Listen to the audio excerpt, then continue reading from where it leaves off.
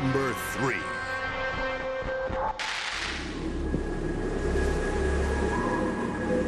Living high above the Arctic Circle, there's not a great deal to collect, unless you're into ice.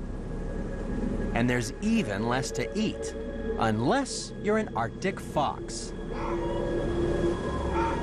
Unlike other small mammals up here, the fox doesn't hibernate through winter, nor does it rely on huge layers of fat as an energy source. Instead, it survives by eating food it collected prior to the arrival of snow. During the summer, breeding snow geese are an attractive target for a hungry thief. And this fox is having its eggs to go.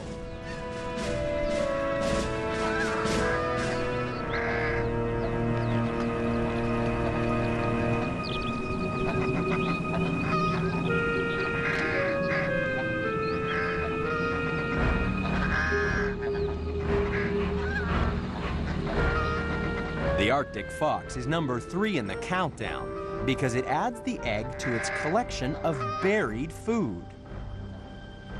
One research team unearthed a fox cache containing about a dozen eggs, 4 rabbits, and 38 birds.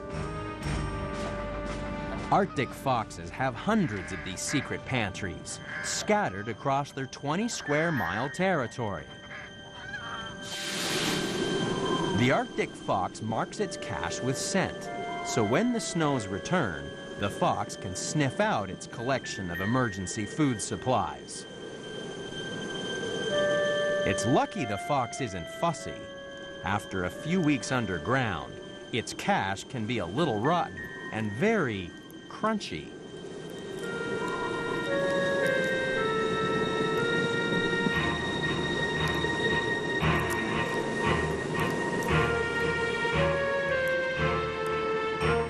It takes a good memory and a keen sense of smell to find frozen treasures in this empty wilderness.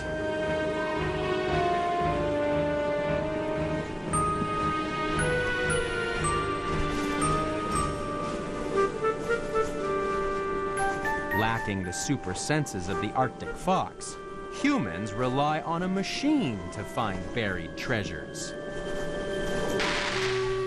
These are metalheads.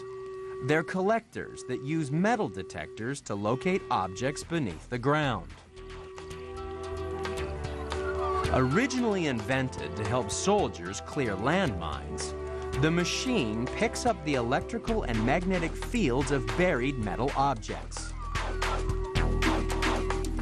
Usually, collectors will find little of any significant value. However, back in 1980, an Australian man struck it rich. This is a 60-pound gold nugget. It was found buried 6 inches below ground and was appraised at more than $1 million, which is far more than anyone would pay for the buried treasure of an Arctic fox. In this extreme environment, the fox can't afford to be fussy. It stocks its frozen pantry with anything from feathers to muskox droppings. At least the collection of our next contender is aesthetically far more pleasing.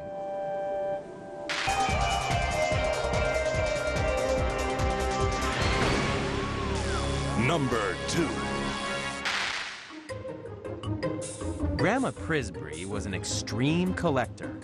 By 1956, she had collected over 17,000 pencils. The only problem was she didn't have anywhere to store them. That's why, at the age of 61, she started building a home for her pencils in Simi Valley, California. And this meant collecting some very strange building materials, usually bottles taken from the local garbage dump. After 25 years of construction, Grandma had created something astonishing.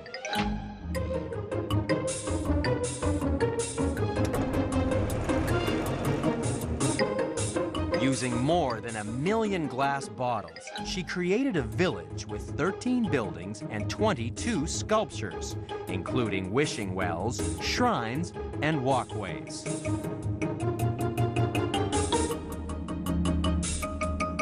At the heart of her creation was the building that started it all, a home for her collection of pencils.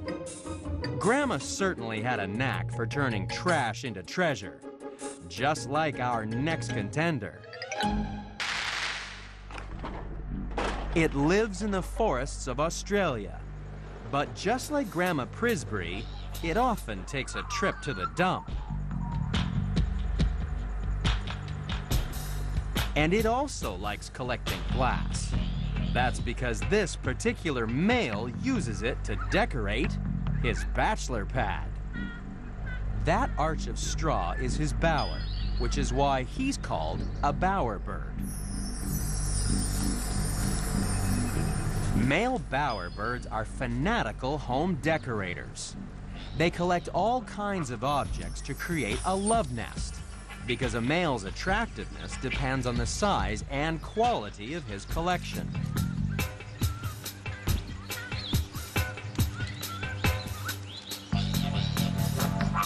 This male not only collects glass, but green fruit, white rocks, and bleached bones. Various bowerbird species collect different objects. The satin bowerbird isn't fussy. He'll collect anything, as long as it's blue.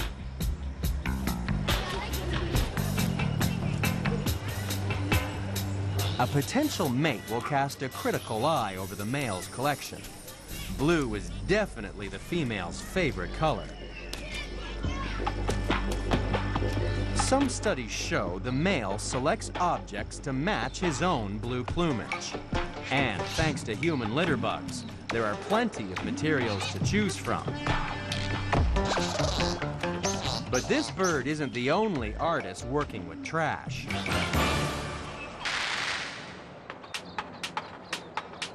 These structures are the human equivalent of the bowerbird's love shack. Welcome to the sculpture garden of the San Francisco Recycling and Disposal Company. The city disposes of 25,000 tons of trash every day. More than 60% of the garbage is recycled, and some of it becomes art.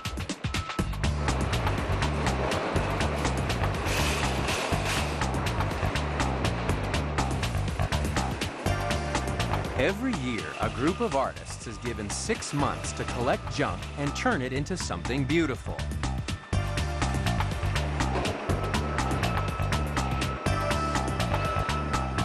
Rifling through rubbish may not seem glamorous, but the participants in the program have other reasons for being involved, as artist-in-residence Kim Weller explains. I've been a collector since I can remember, and my mom used to take me around to garage sales all the time growing up, and I just thought it was really fascinating.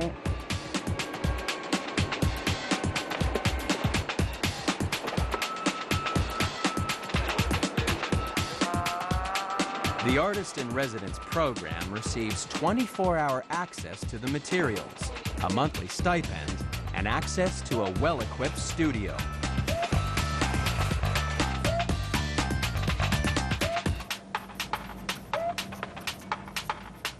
My idea was to show that I could find these used, discarded materials and create something that didn't look like I just pulled it from the dump site.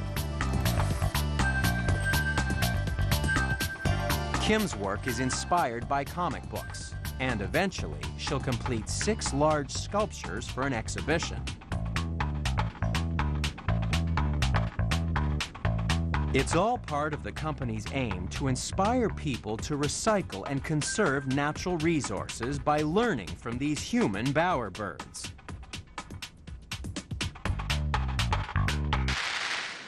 After all, these crazy collectors are experts at recycling our rubbish and turning it into eye-catching displays.